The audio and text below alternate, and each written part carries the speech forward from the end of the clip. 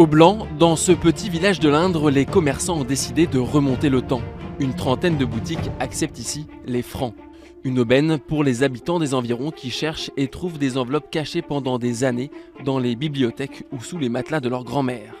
Jusqu'à présent, Madame Padel n'avait pas ses habitudes chez ce tapissier haut de gamme. Le mois dernier, elle lui a pourtant confié cette vieille chaise qu'elle rêvait de faire refaire. Cela faisait longtemps qu'elle n'avait pas eu autant de billets entre les mains. Ça nous fait en francs 3342 francs 10.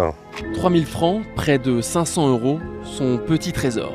C'est ma mère qui avait dû les mettre dans cette commode, elle est décédée en 2005.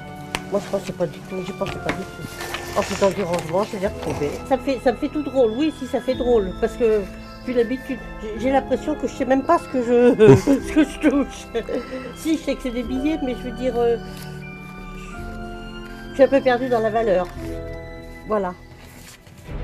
Une opération bénéfique pour les habitants, mais également pour les commerçants qui ont vu leur chiffre d'affaires augmenter. On voit des clients arriver ici qui sont comme monsieur et comme madame, des clients qui retrouvent de l'argent ou qui ils sentent qu'il est temps de les dépenser parce qu'au début ils voulaient les garder comme des collectionneurs, mais qui à un moment donné se rendent compte que ça ne sert à rien, que ça ne prendra pas de valeur et que c'est l'occasion de se faire un petit plaisir. Comme tous les commerçants partenaires de l'opération, Sylvie, tel un convoyeur de fonds, apporte son pactole de la semaine à son ami qui centralise tous les billets récoltés. Bonjour. Encore plein de francs. Plein. Ah bah là, regarde. On sent la fin, hein.